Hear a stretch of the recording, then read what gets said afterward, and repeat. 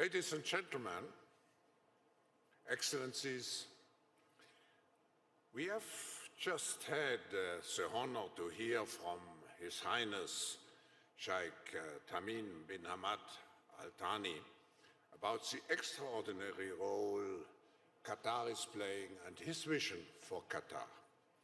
But besides the role Qatar is playing in the fields of politics, diplomacy, energy supply, there is one other element which is so important.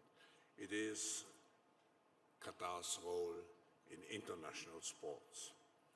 And it is, as we have already heard from His Highness, it is the first time that the World Cup is hosted in the Arab world, and is a truly important moment for the region and the entire world. It is in this spirit that we are hosting the following session with an extraordinary panel to celebrate the power of sports as a unifying force. It is now my great privilege to introduce His Highness Sheikh Tamim bin Hamad Al Thani to opening this very special sports-related but also peace-related session. Please join me in welcoming His Highness.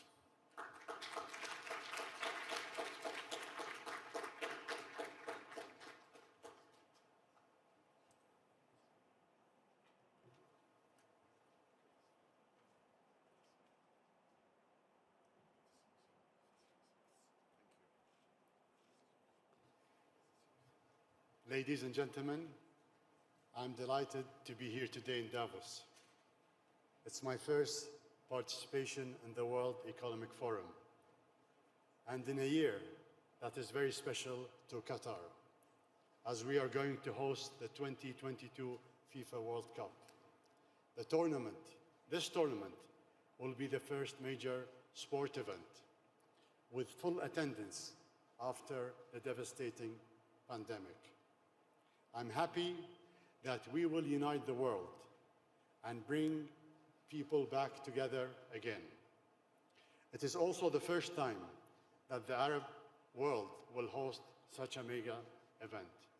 Our region has suffered for so long. Hosting the World Cup will give hope to the youth across the region and making the lasting contribution to the world. The impact of such sport event is not limited to fun, but goes far beyond that, to achieve mutual understanding between different cultures and different backgrounds. The people of Qatar and the region are excited to showcase our hospitality and the ancient culture of the Arab world. The Qatar 2022 FIFA World Cup is a journey of hard work, determination, and tireless effort. I'm looking forward to welcoming you all in Qatar later this year. I wish the best for all teams participating, and we have one of the best goalkeepers in the world, Mendy, here, and he's going to be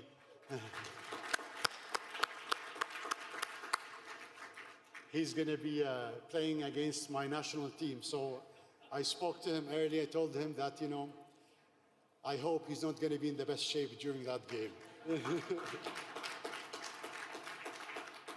Thank you very much. All the best.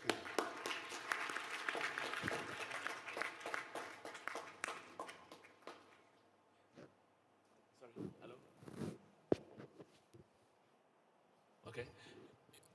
Thank you, His Highness, and it's such a great honor to have you with us, and thank you for those encouraging words. We had a brief discussion earlier, and Mendy, who is one of the best goalkeepers, said he's going to play very hard, but of course we want Qatar to proceed and do well. President Kagame, so wonderful to see you, so good to see you. And also a special thanks to Klaus and the World Economic Forum for providing this platform. This is a relaxed, easy session, and we're going to keep it as informal as possible.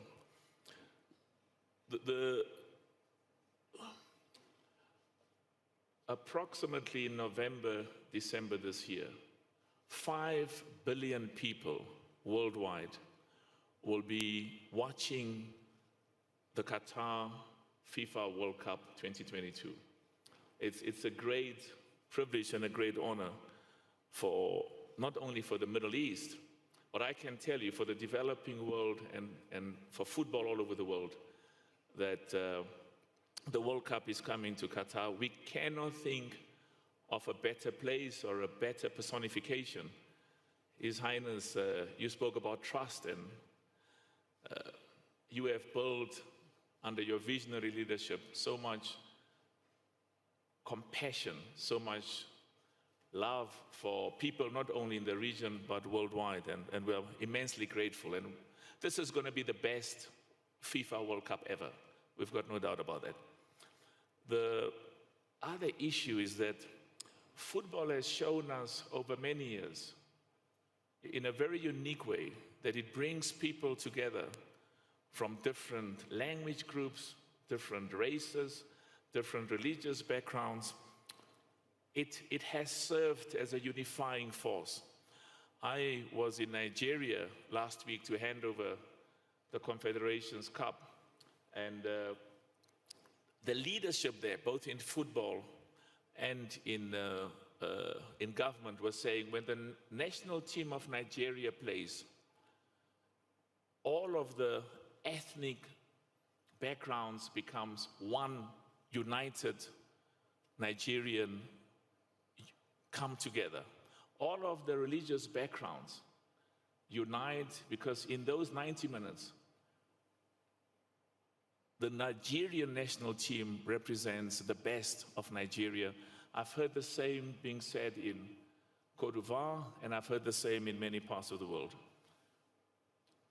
We also know that when, if you talk about a different sport, when Pakistan and India play cricket, for that time, we've been told over and over again, the soldiers on both sides, both Pakistan and India, stop and they watch cricket.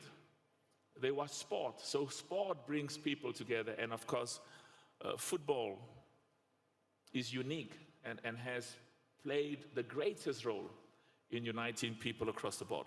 So we're going to start, and one of the things we're going to do is to also recognize the fundamental contribution of football to the socio-economic upliftment. I mean, every time I'm in Qatar, I see thousands of people from all over the world having the privilege and the excitement of employment and taking money home, with the building of the stadiums, the building of the hotels, the benefits and the impacts of the World Cup in Qatar far surpasses the huge infrastructure that's taking place in Qatar, but it has huge benefits for our people in the Middle East as well as worldwide. So we are now going to start with the president. I mean, we've got a world-class team here, and I don't need to take too much time introducing them, except to say that we have the president of FIFA, the president of football worldwide, Gianni Infantino. I mean, you've done exceptional work since you've taken over to focus on making sure that the respect, the ethics, the credibility in football all over the world, as well as in FIFA, is reinstated, and you've done excellent work. Keep up that work. Ronaldo, who's called the phenomenon, has won the World Cup twice and scored a huge amount of goals during all World Cups. And one of the exciting things is football inspires young boys and girls all over the world, not only to become like Ronaldo, like Mendy, but also to use the success and the inspiration of those football stars to pursue their talents, whether it's to become a doctor, a lawyer, an engineer, but it's the inspiration from football players like yourself, Ronaldo, and others is exceptional. And then, of course, we've got one of the most successful women coaches in the world who's won the World Cup twice, America is doing very, very well. I'm told that at some stage the men will become as good as the women, but you know, the women are leaps and bounds ahead, and we wish the men all of the best. And we're very proud of Jill Ellis and the work she does. And of course, you can clap hands for it, it's fine. Okay. And then Hassan Al-Tawadi, wonderful work in being the spokesperson, very eloquent, very inspiring, and the good work that you've done as the leader of the local organizing committee. We're very proud, and you've done good work. And we're going to be, Qatar is going to show the world not only the beauty of the hearts of the Qatar people, but also the power of football to unite people from different backgrounds, different continents, because the world needs unity. Edouard Mendy, I had to give him the gold medal for being champions of Africa, and made us so proud. He's currently the best goalkeeper in the world, and inspires hundreds of millions of young people. Of course, many of them from Africa, but worldwide. And I did comment and say, of course, you know, as the president of Africa, I want him to do well. But, and we want all African teams and all teams to do well throughout the world. We also want Qatar to keep on doing well. So, you know, follow the rules and everything. And I wish you all of the best. Arsène Wenger, I don't need to say much about Arsène. Brilliant football brain, but also an incredible person. And his commitment to football development and the role he plays in FIFA is outstanding. I'm going to start with you, Gianni. You are the president of FIFA, and FIFA is the biggest and the most influential sport organization in the world. And part of the issues today is to talk about football as a force for good. Football as a force for good. The immense positive contributions of football. And as I said earlier, the unique role of football to unite people, different languages, different cultures, different races, and encourage young people. Tell us about how you see the Football World Cup, the Qatar showcasing of the best and the highest level of competition of football in the world.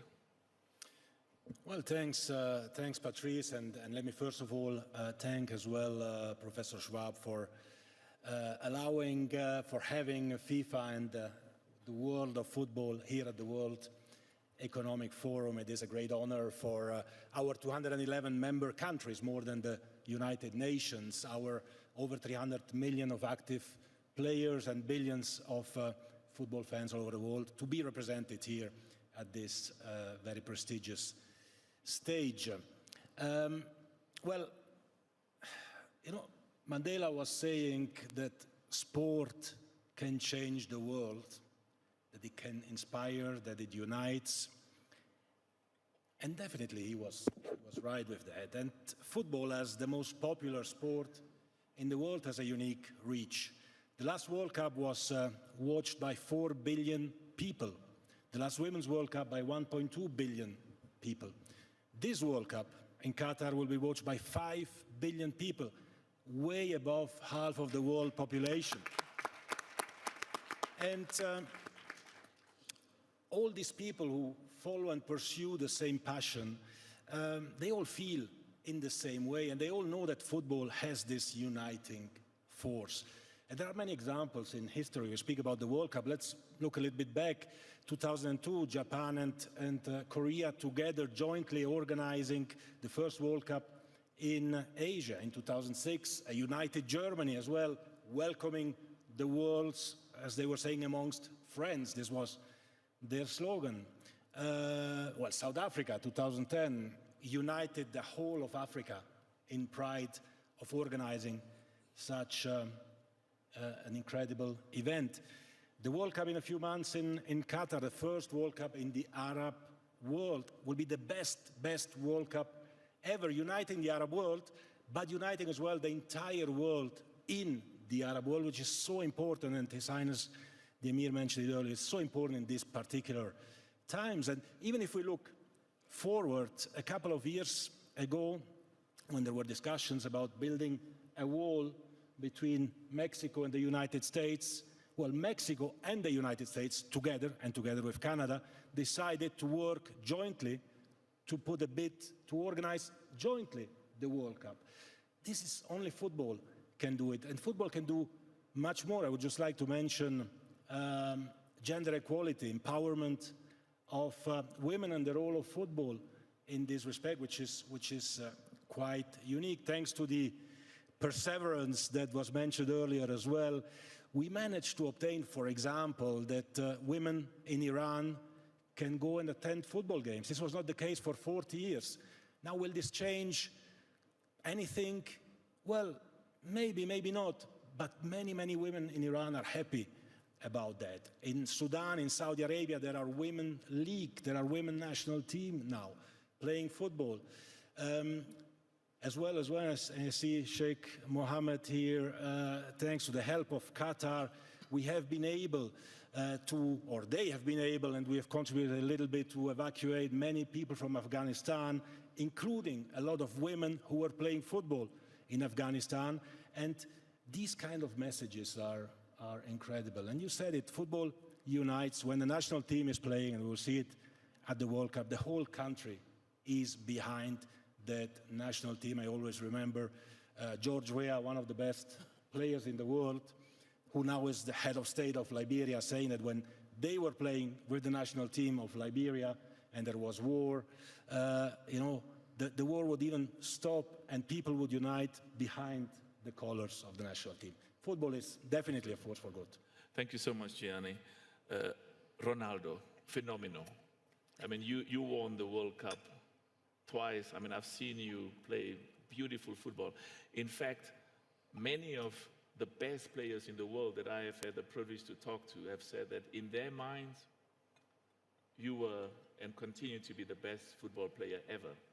So we're happy that you are here. But can you tell us about the World Cup and the power of the World Cup in the world today?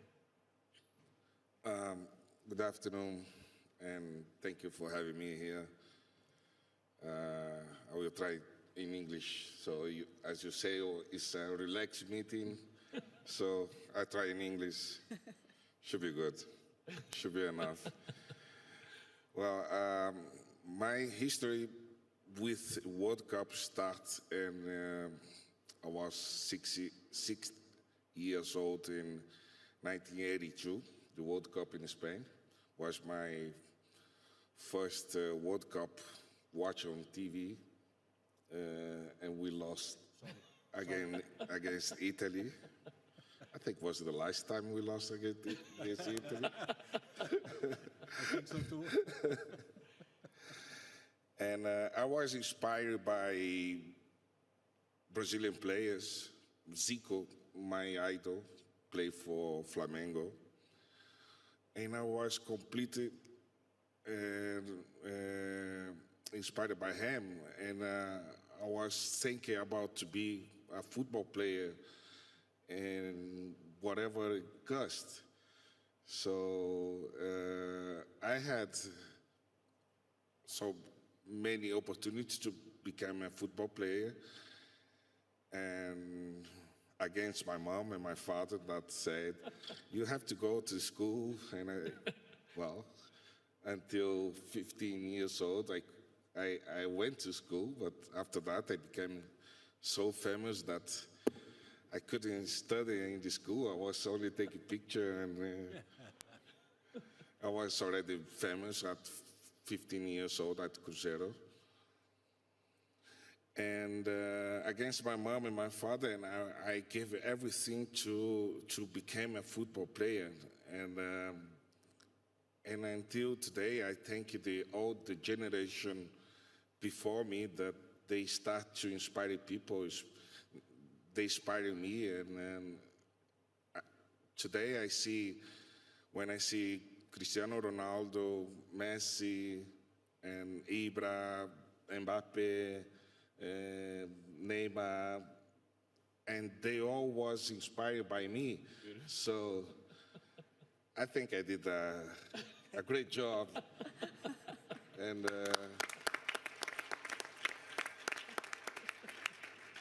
the story with the World Cup is amazing. All Brazilians dream to go play for the national team, to win a World Cup with Brazilian.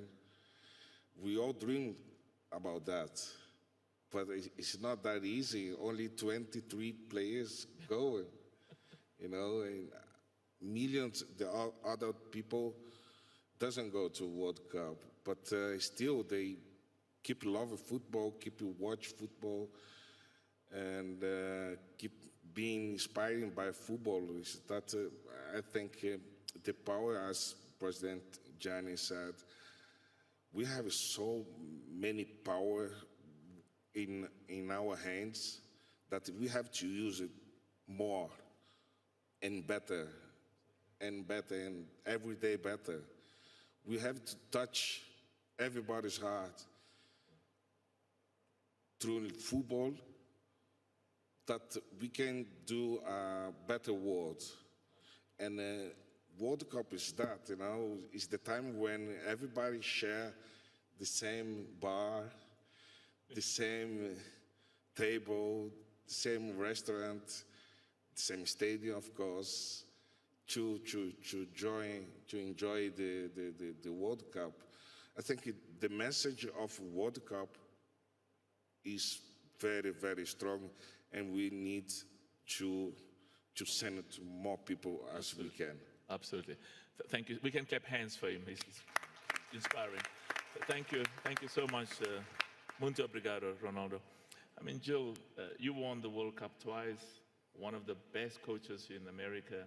Where do you see women's football developing? How is it developing and growing in America and globally? Well, I think, first of all, I'm delighted to be here. And maybe I start with this and say an investment in women's football is an investment in women. So I am privileged to be here and continue to advocate for women's football. And I'm proud to be sitting up here. But the women's game is exponentially rising. I mean, we've seen it. We've seen it in the number of fans we see in seats. We've seen record-breaking numbers in club football and international football. We see it in sponsorship, the investment with dollars and the backing and support of major brands.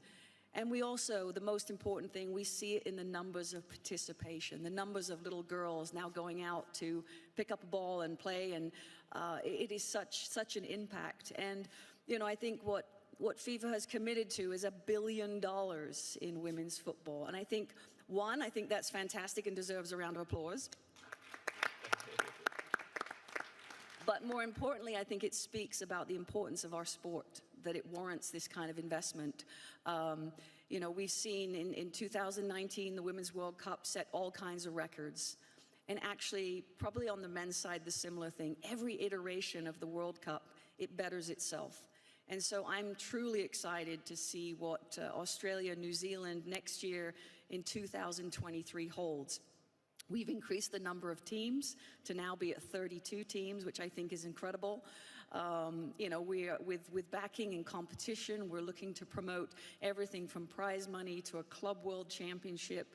I think right now we are ripe to continue to invest and elevate our sport, because again, in doing so, we're doing that for women.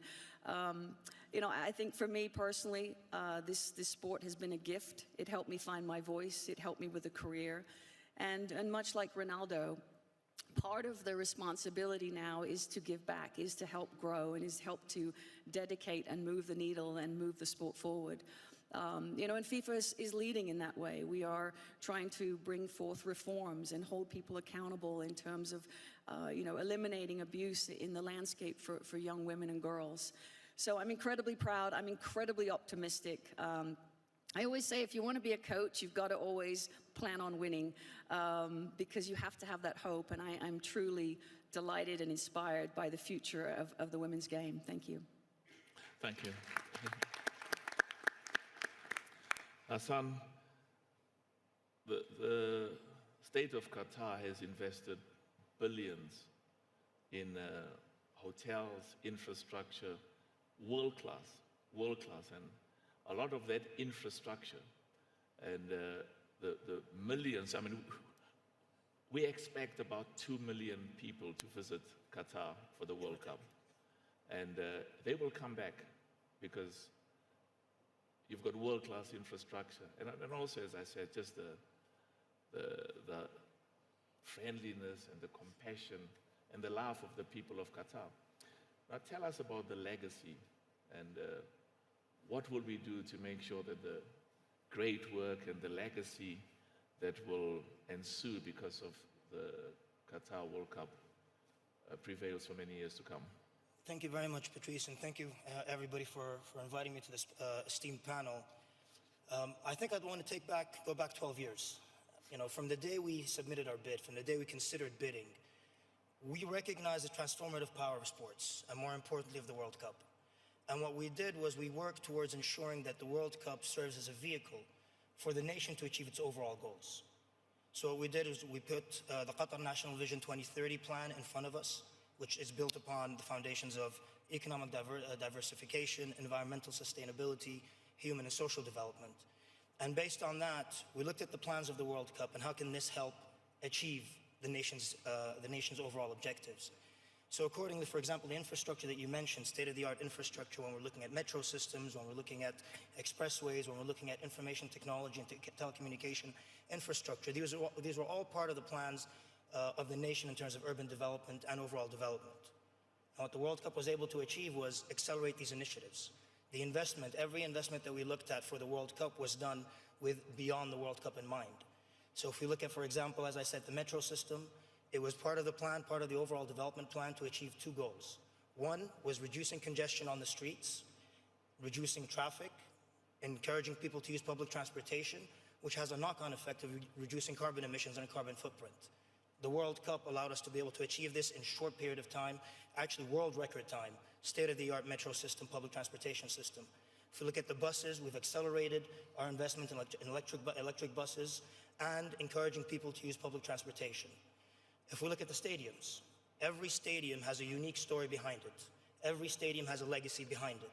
So from the design phase, we actually incorporated legacy and post-use.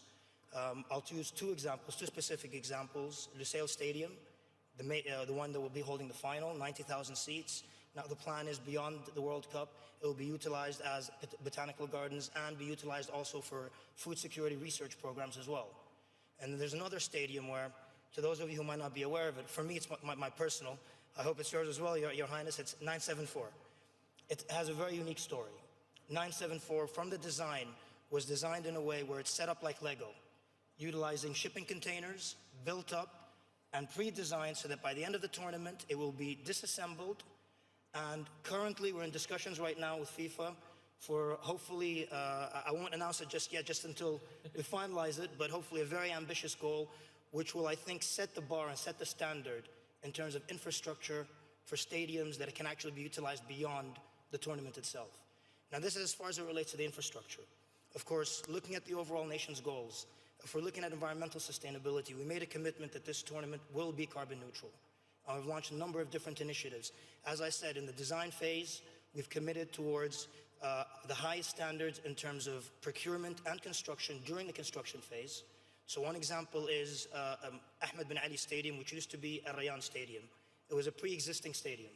What we did was we had to tear it down to build it up to FIFA standards, but we recycled 90% of the materials into the new stadium. And the remaining 10%, we're utilizing that to promote sustainability through public arts. In terms of the actual operational models of the stadiums themselves, again, incorporated into the design, it's the most efficient in terms of water consumption, in terms of energy consumption, and so on. So that's one aspect when it comes to environmental sustainability. Of course, there's a number of different initiatives that we've done in accordance also in cooperation with our stakeholders. One example is we've instigated, an 800 megawatt solar farm that will feed into the network and that will offset the carbon neutrality as well, or the carbon emissions from the tournament. Just one last point when it comes to carbon neutrality as well. Our commitment is not carbon neutrality of the tournament. What we've tried to do, and it's a pretty ambitious goal, we've actually captured the carbon emissions during construction as well. And we're looking to offset that. And I think it's very important because as a tournament, as major tournaments, I think there's a very, very strong opportunity to showcase environmental, sustainable models that can live beyond and can have a wider impact throughout the community. Now, of course, in terms of other elements of legacy, I'll just very briefly address one very important factor, which is the fact is we have always said this is an Arab World Cup. And so the initiatives that we've launched also, we've launched a number of different initiatives that extends beyond Qatar towards the Arab world and the region. So we launched, for example, Generation Amazing. It's a program that utilizes football for development.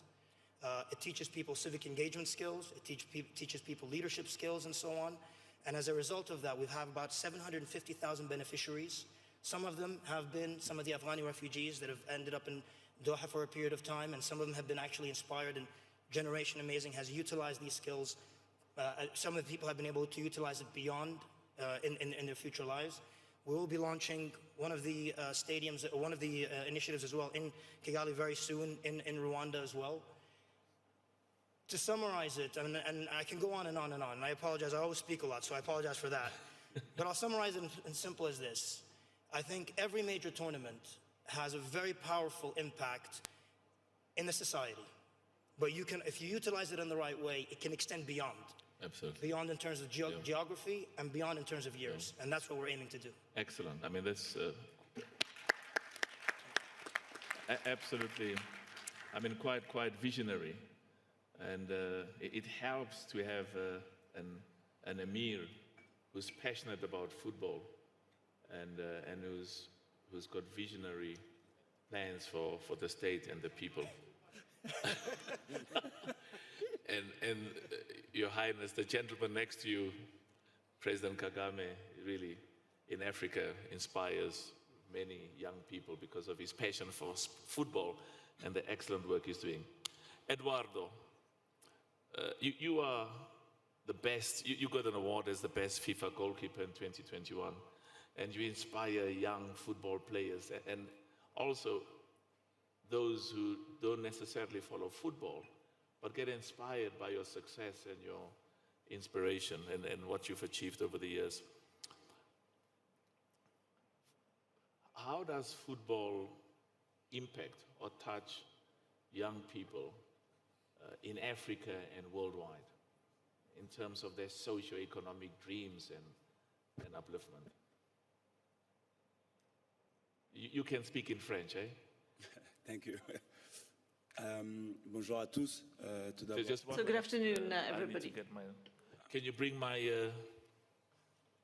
Oh, that's it. Okay, thank you, Gianni. Merci beaucoup. Continuez. Thank you very much. You can continue. Thank you. So I want to say hello to everybody. I'm really honored to be here with all of you and to answer the question.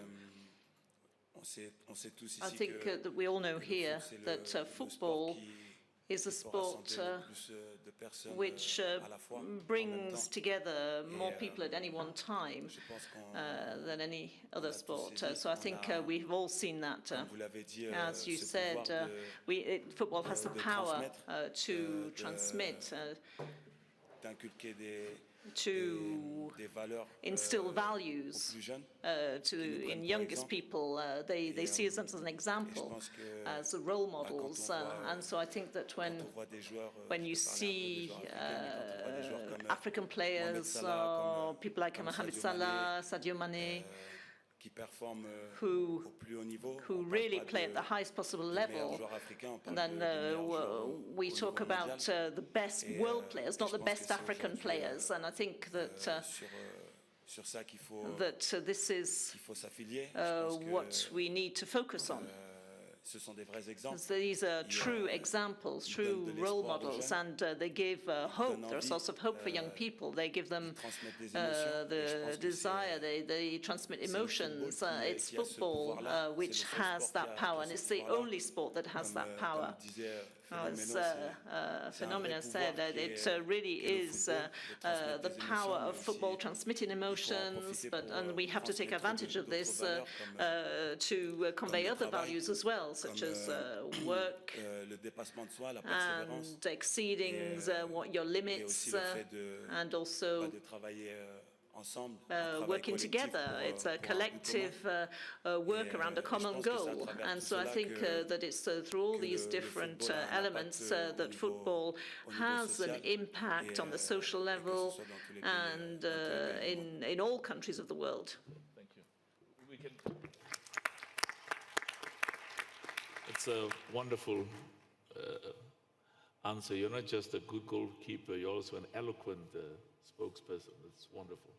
Thank you. I was worried when Sadio Mane took the penalty for Liverpool and you were the goalkeeper of Chelsea. I said, oh, he knows where he's going to kick the ball. Yeah. And you knew already. Yeah, you did knew. very, very well. Excellent. And he knew already. Merci beaucoup. Arsène, you joined FIFA in 2019 and you've made a huge contribution to the development of football. How do you distinguish between the best and the rest? The best and the rest? In your previous life as coach and also in terms of your the leadership you are taking? Well, I would say that, you know, the team, first of all... I can't say the best and those who are not so much the best. I just say the best and the rest. So, continue, Arsène. Coaching is basically to get the best out of people, you know, and overall, I would say that the players usually have a learned behavior. They play since a very young age, and they know what to do in the team. But after that, what you have to know is a football player need to meet his needs in the team. That means you have to be an observer and see how can he express his talent in the team. And that's why the coach is so important, because he has to detect the main quality inside a player. Then you must know as well, I think Ronaldo and Edouard spoke well about that, a champion is somebody who hates to stand still. So that's why you have to give him a clear picture of what is his next level. And you would be surprised how many players don't really know what they have to do to be better. And then I would say as well, sporting organizations are only partially focused on performance. And you have to create an environment inside your club where improvement is expected. It's not something they give you, but something that is expected from them, that need, that demand from a collective environment to be better, you know. And you would be surprised that that is not always the case. Absolutely. Thank you so much, Arsène. Brilliant, brilliant answer. I mean, we learn so much from leadership in football and leadership as a coach, and how we transfer part of that leadership quality that you have to business, to government, and to organizations that we run. Thank you so much. Gianni, we spoke about the 5 billion people who will be watching the Qatar World Cup in November, December, and they'll be watching football. And I spoke about what we've been told in relation to cricket, when the Pakistan national team and the Indian national team plays. But I'd like, just tell us, I mean, what is so special? What makes football so special? What is it about the passion, the excitement? I mean, you know, we own a football club, and my wife tells the players at times, you better win, because if you don't win, my husband doesn't kiss me, and it's very miserable, so. Well, but they win quite often, actually, yeah? I wish they did. So what is so special about football? Well, what is so special about football, I think every single one of these 5 billion people has probably his own answer to that particular question. But of course, if you analyze it maybe a little bit more in depth, you realize that football is actually quite unique. It has different dimensions. We are here at the World Economic Forum, so football has definitely an economic dimension. It has a social dimension as well, and then it has an emotional dimension. Maybe on the economic dimension, because it's also an important element of it, and maybe many people don't know that actually. You know, the economy of football on a global scale has a gross output of around 200 billion a year, a gross value added of around 150 billion. It's 200 billion US dollars. US dollars. Amazing. US dollars. It's like a mid-sized state, right? Terrible. And if you think it a bit further, you realize that 70% of that economy is done in Europe, 7-0. Now, the part of European economy in the global economy is definitely not 70%, maybe rather 17% than 70. So imagine the potential, the economic potential that there is around the world. And this will happen. And if you translate this economic potential into the social dimension of football, football changes lives, has changed the lives of many people. Those who become players, bigger players, mega stars, but boys and girls who, thanks to football, can live values, friendships, team spirit, and many of the other values. So the social impact is there because of the economic impact. And then the emotion, well, that's this irrational part of it. It's what you cannot explain when you fall in love, what you cannot explain when, together with your families and friends, you cheer for a team that maybe wins or maybe loses. And football has this kind of thing where that when your team loses, and that's the unique in all sports, people cry, right? People cry, countries cry, and that's quite unique, quite emotional. So I think football is definitely much more than just a sport. Absolutely. That's well put. Absolutely wonderful. Ronaldo, football transformed your life. How important is it for us to use football as a tool to unite people worldwide and to bring people together? Yeah, that is amazing.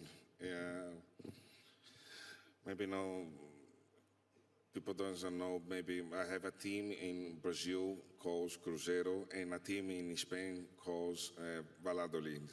And we play in both countries in second division, and we hope we go in first division this year. We are very close. But we have three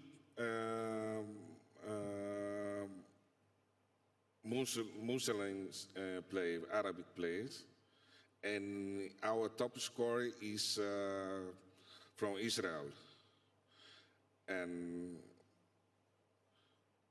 where you can see this image, you know, when we score, they both hug each other. You cannot see this in the world.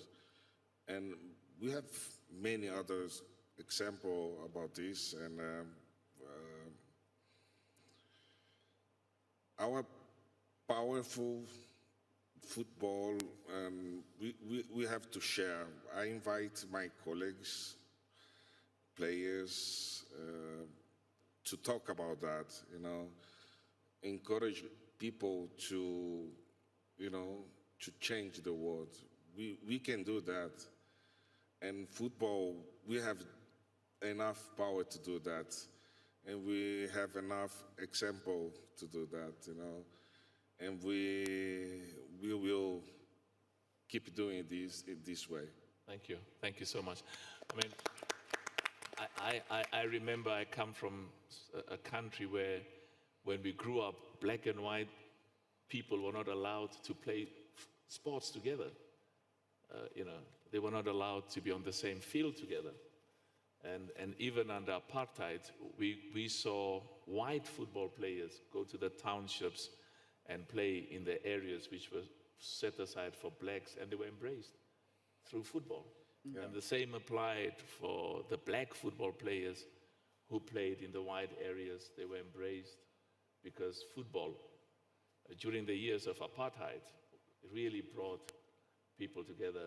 And of course, the first time South Africa became champions of Africa, the captain was a white football player.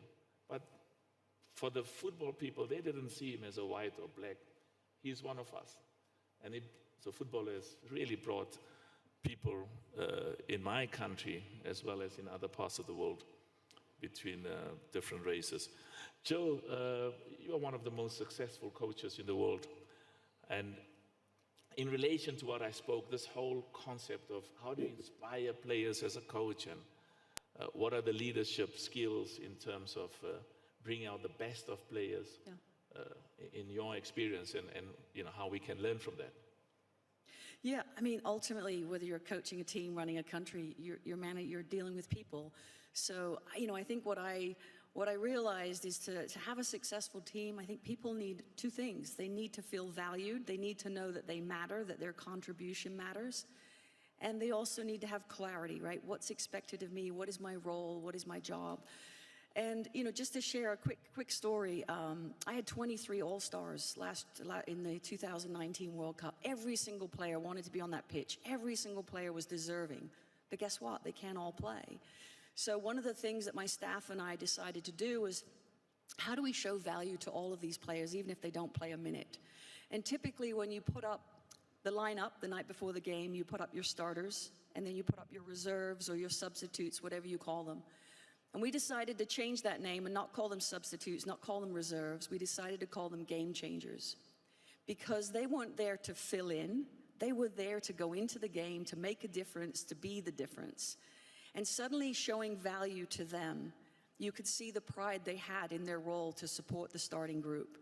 And then every time I was in front of the media, I would say, they'd say, Jill, what is it going to take to win? I'd say, takes 23. Our depth will help us win. So again, it was an opportunity for me to show value to all. And, you know, I've just, over the years working with teams, if people feel that they are a part of something special and their role is important, great things can happen. Thank you so much. Hassan, we're going towards the end. What does the World Cup mean for the people of the Arab world? And this is the first World Cup in that zone and in that area. And the whole excitement and enthusiasm. I mean, you know, just to paint a picture, two very quick pictures. In 2010, 2 weeks before before the final vote, we hosted a Brazil-Argentina match. At the end of the match, of course, you know, was to host and showcase the passion that the Arab world had. Now, we had people from all over the Arab world flying in for a friendly match at the time, just for a friendly match. At the end of the match, I was driving back home, and I found a man with his son standing on the side of the street. They were looking for a cab. I picked them up and I dropped them off. Along the way, I just asked him where he was from, and it turns out he was a father from Oman. He'd promised his son, if he passed his exams, that he was actually going to get him tickets to attend the Brazil-Argentina match. Now, in that conversation, you could see what it meant for the son, the excitement to actually attend a friendly match, and the excitement, what it meant also for the father and the son, that bonding, to be able to come and attend this match. And you can extrapolate that towards the World Cup and what that means. Now, you fast forward to 2021, when we hosted the Arab Cup. People from different walks of life, Arabs from different, you know, living in Qatar, traveling to Qatar and so on, coming in. It was a celebration. You know, people flocking into the stadium, celebrating, singing. You've got energy inside the stadium. You've got people chanting, people happy, people sad, tears of joy and tears of sadness. But people congregated to the stadiums, maybe as opponents, left out as part of the family. I think at that time, it just showcased to the world what football really means to us, the power that it has, but more importantly also, showcased to the world who we are. You know, as a nation, as the Arab nation, as Qatar, you know, we're hospitable. We welcome the world. We open our arms to the world for them to be able to come and see who we are and what, you know, and showcase ourselves in a way that only the World Cup and football can do, which is create that person-to-person relationship and break down stereotypes. And I think for us, for the Arab world, you know, the 2021 Arab Cup brought the Arab world to showcase and welcome the entire world in Qatar in 2022. And for a lot of people who might be the first time for them to come, I think it'll be a life-changing opportunity. Absolutely. Thank you so much. Edouard, tell us about your memories as a young boy when you watched your first FIFA World Cup, and you will be playing for the first time in Qatar, and you must be excited about participating for the first time in the World Cup in November, December this year. Yes, I'm extremely excited about it. For Senegal, this will be the second time in succession that it's participated in the World Cup. And then for me, on a personal level, I've always loved football, even from being very young. And it's the World Cup that gave me the idea to become a football player, and it became my dream. And the World Cup in 1998, during that World Cup, I saw how happy it made people, that it really did federate, bring people together, despite skin color and or religion. Everybody was had their own flags, and everybody took advantage took advantage of the pleasure that was generated by football. And then there was 2002, where Senegal had a wonderful track record, and that really gave me the desire to play for my country and to do, you know, some great things. And then, of course, with my career, so I kind of put aside this idea of World Cup for young people, because the World Cup became a bit more difficult. But anyway, I clung on to this idea, and I had the opportunity to play in the World Cup. And this was the World Cup that I saw as a fan, and now I can actually participate in it and transmit those emotions to my fans. And if we look at Qatar and see everything that they've done to make this one of the best World Cups, I feel quite privileged about this, because we'll be playing in these absolutely incredible stadiums. There'll be an incredible atmosphere. And also, this, in terms of proximity, this will be very practical for the fans and also for the team. So I hope that we'll come out of the pool with Qatar, and so we'll be very good friends forever. I'm looking forward to the drums of Senegal, the drums of Africa, and just the unique excitement that Senegal and of course Brazil as well. Brazil and Colombia is not there this year, I'll say. But I'm looking forward to the Senegalese team and the supporters making us proud. This is your last question, because we're closing. There are some football clubs that has got a number of individual stars. Now, how do you convert these stars and combine them and unite them to become a very successful team and function as a club and as a team together? Well, thank you for your nice question, Patrice. That's a big subject, you know. But overall, I must say, you explain to them that life is give and take. You know, the more you give, the more you take. And as well, I would say that when you're a manager and you have a star in your team, for you he's not a star, he's a player. For the outside, he's a star. But he has a power in the team, in the dressing room. He influences other people. So when you are the best player on your side, he makes you stronger. When he is against you in the dressing room, you will lose the battle, you know. So that means, I would say, the secret is communication. You need to communicate with him, because what we forget, a star is as well a guy who has more pressure than the other players. More is expected from him. So you have sometimes to calm him down and say, don't worry, produce your game. Don't you not have we are not the only one who has to make the decision. And so you have to treat him a little bit specially, but without giving him too much power. He has to understand there's a level you're not ready to compromise anymore. And people are like that. When they're at the top level, they want the power. And at some stage, you have to fight against that. And sometimes I had, in some moments of my career, put my job on the line by leaving the best player out because he was too strong and too demanding. And then you have to not compromise and put the interest of the club above that. So it's a subtle game, but I would say that the basic is respect, because you need to respect your players, love, and communication. Thank you. That's brilliant.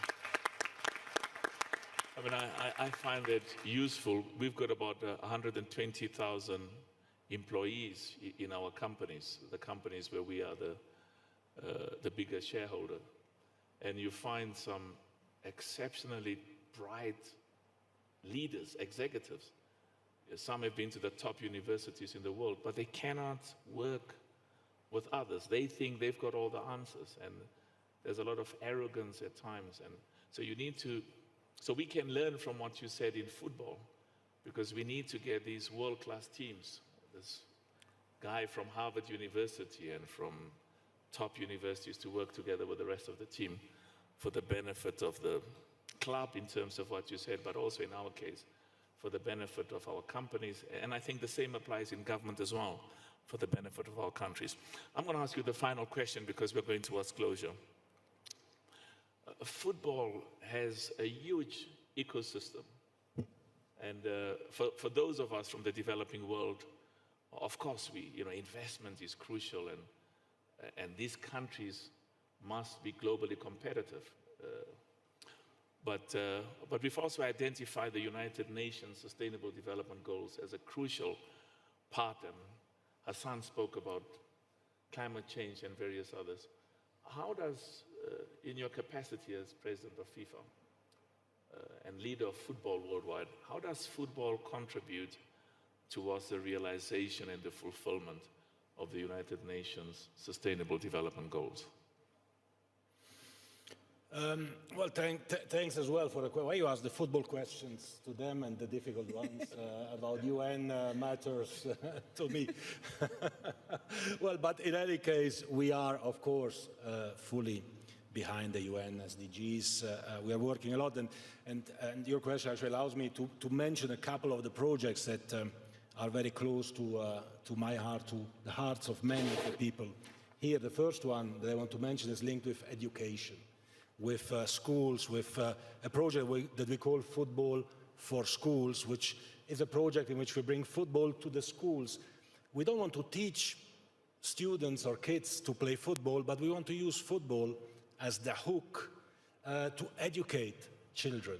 Because as Edouard was saying, as Phenomenon was saying, Jill, everyone, football brings with it so many values, the team spirit, the teamwork, and with the excuse of football you can speak about anything. You can speak about gender equality, about violence, about discrimination, about resilience in a way that children will listen to. So we are teaming up with UNESCO on this project. We launched it in several countries already, in India, in Mongolia, in Djibouti, in Mauritania, in Chile, in Lebanon, and we want to launch it in every country of the world. In France, a couple of weeks ago, every country in the world which is interested, we are there because we want to contribute to one of the biggest challenges of society, we feel, which is the education of our children. Everything is linked with that. In addition to education, we invest, and we have invested in the last 6 years, since I became president of FIFA, over $3 billion in football projects in what we call the Forward program. This is 5 times more than what was invested before. As of next year, we invest 7 times more, not because we make 7 times more revenues, but simply because the money goes where it has to go.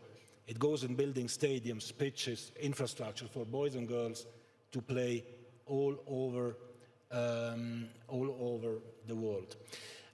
We have put in place as well a COVID relief plan, $1.5 billion to allow our federations to keep football alive. Not the top professional football, but the amateur football, the grassroots football, girls football, boys football, which has suffered a lot with the pandemic. I think the only sports federation who has done such a great project has been FIFA, and we can do that. Why? Because we've put our house in order. We've put our house in order because we want to regain the trust of the public, of the authorities, concluding agreements with the African Union, with President Kagame a couple of years ago, with the Council of Europe, with CARICOM, with Pacific Island Forum on Climate and Environment Change. So many projects which are important for our society. And you know, the United States Department of Justice has just remitted to FIFA $201 million, which they had seized and confiscated from corrupt FIFA officials in the past, for us to reinvest this money in football projects around the world, because they have trust in us, in the new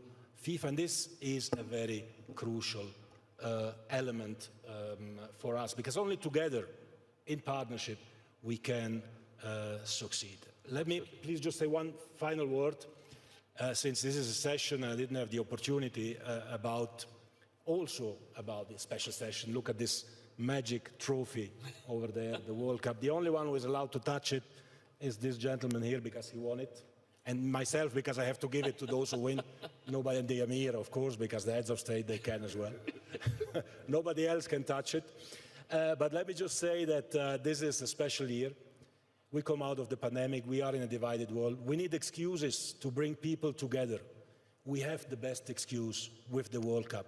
Come to Qatar from the 21st of November to the 18th of December. You will experience the experience of your life. The best World Cup ever, not only from a football point of view, but also from an experience point of view, witnessing the Arab culture, the history, the welcoming way of dealing with those who will come. And this will certainly contribute to, well, maybe a little bit to making the world feel a little bit better. Absolutely. Thank you. Thank you so much. We've come to the end. Your Highness, thank you so much for the wonderful work. And let's clap once more. Give a warm applause to the members of the panel once more. Thank you. Thank you. Thank you.